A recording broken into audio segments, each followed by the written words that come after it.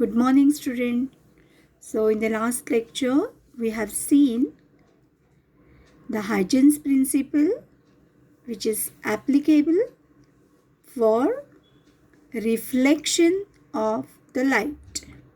Huygens principle proved all the laws of reflection.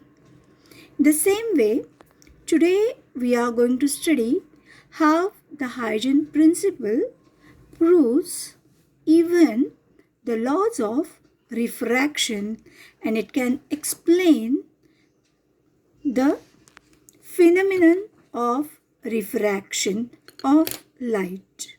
Okay, so for that, let us consider one refracting surface. Today we are studying the refraction of light from a plane surface.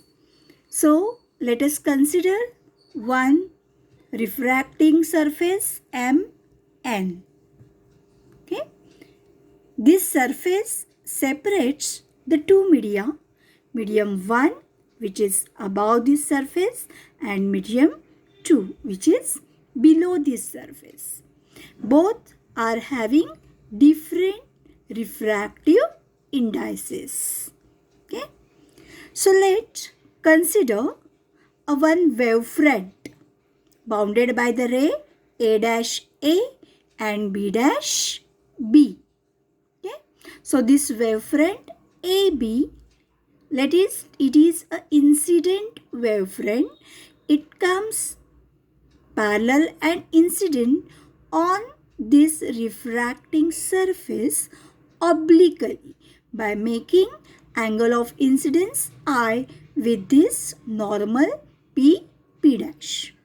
Okay, so as soon as this wavefront AB, that point, it touches the point A on this surface. Okay, let the time at that time is equal to t is equal to 0. Then this point on this surface will behave like a secondary source of light according to Huygens principle. This point A, which is common to this wavefront and also this refracted surface. So this point on this surface will start behaving like a secondary source of light and starts sending a secondary wavelet. Okay, so at the same time, when A reaches this surface but B cannot reach, right? B is not, it is yet to reach. So the time taken to reach the B at C, at the point C, let it be capital T.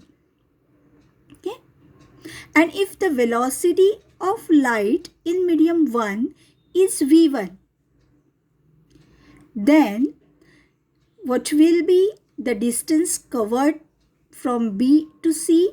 It will be V1 T. Okay, so till the B reaches the C, the LA will start sending the secondary wavelets.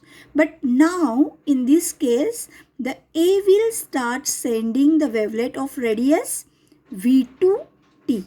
It will take the same time as the time taken by B to reach the C. Okay, now the velocity will not be same. Velocity in the medium 2, let it be V2.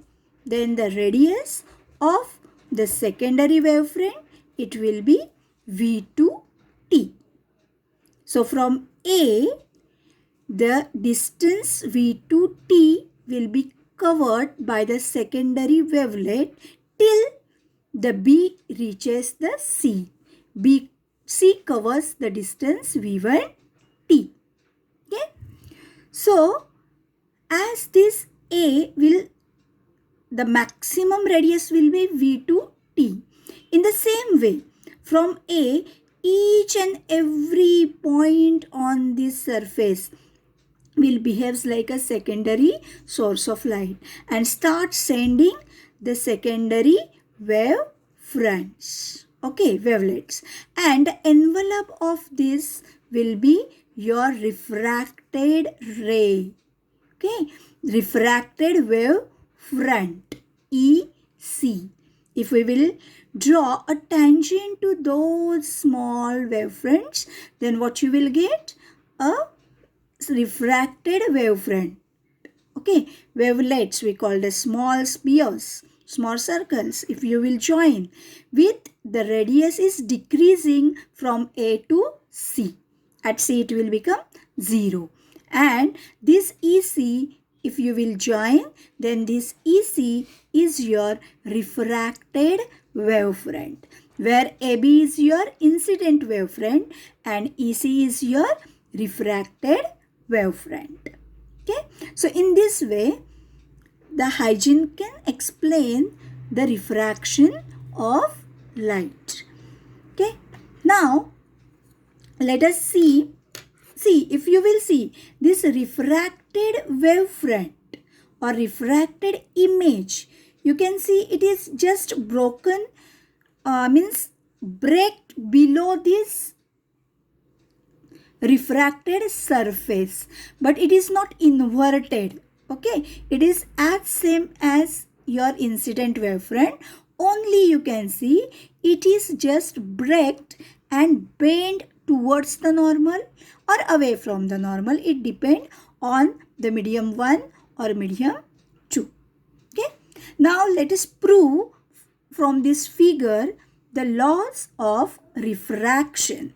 Okay, so that is the first law is Snell's law, that is sin I is upon sin R is equal to constant. Okay, now this is a incident angle, angle of incidence. A dash A P is the angle of incidence, and at the same time the angle BAC is equal to also the same I.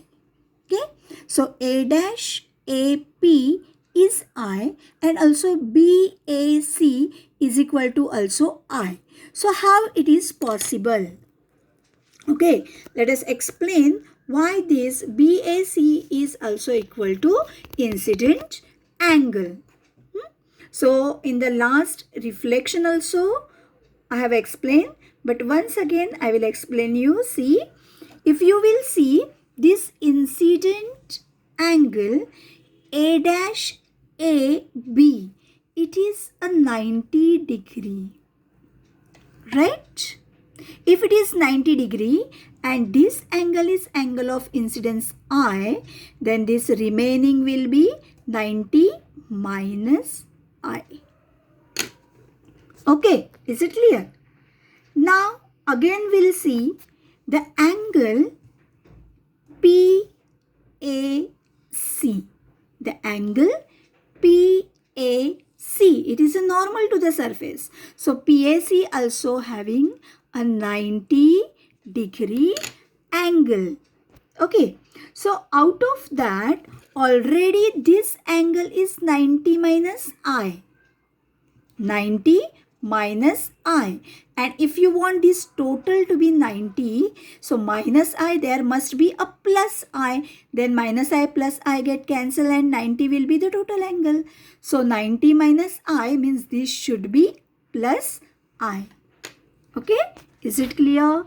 So therefore the angle A dash AP is equal to angle BAC is equal to angle of incidence I.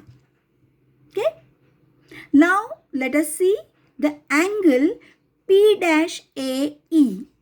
P dash AE. What is this? Angle of refraction. When it get refract at this surface, it bend towards the normal, and that angle is angle of refraction R.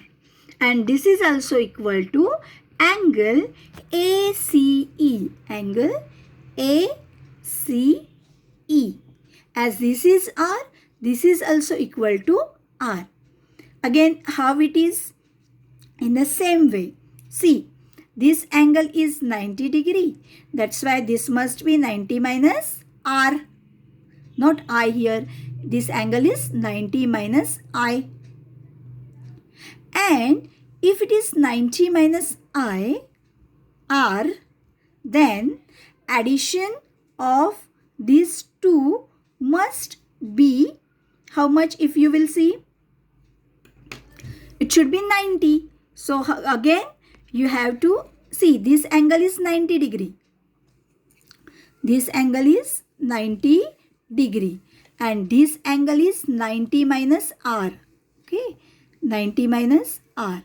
So if you will add r to this, then only addition of these two will become 90. As this is 90, the addition of 2 must be 90. Then the total will be 180.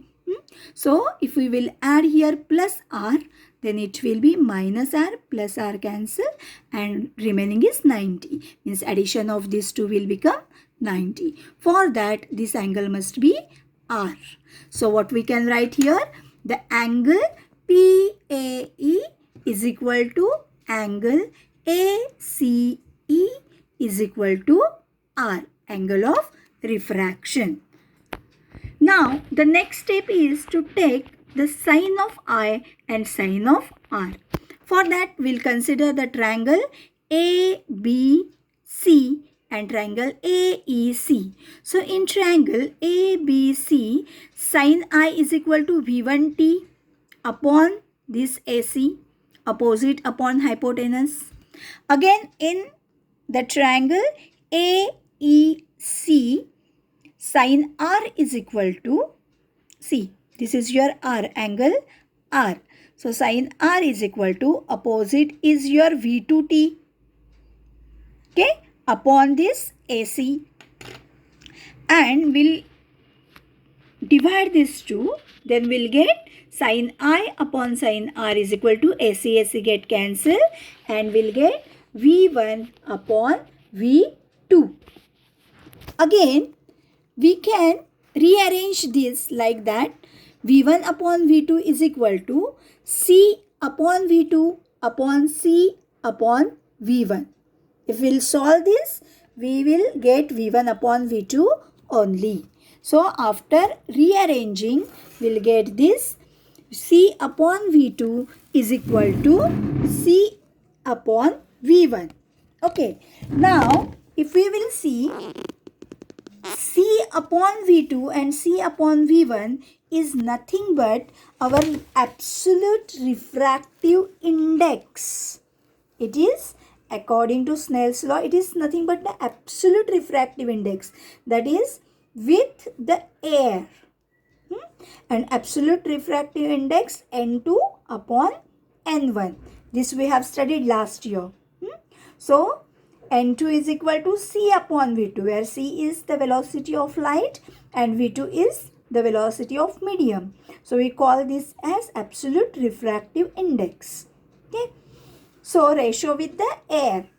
So, N2 upon N1. So, this is nothing but our Snell's law. That is, N2 upon N1 is going to be a constant, because values of refractive indices are constant for the given medium. So, sine I upon sine R is equal to constant, or we may rearrange this like this: N1 into sine I is equal to N2 into sine R after cross multiplication. And this is nothing but your Snell's law. That is the first law of refraction. Sine I upon sine R is equal to constant is proved here. And also we can prove from this. Okay. Also we can prove from this, that is, if V1 is greater than V2. Okay. If V1 is greater than V2, that is, what we can say then? N1 is less than N2. Then angle of incidence I is greater than angle of refraction. Okay. So, in this way we can explain the refraction phenomenon by using Huygens principle.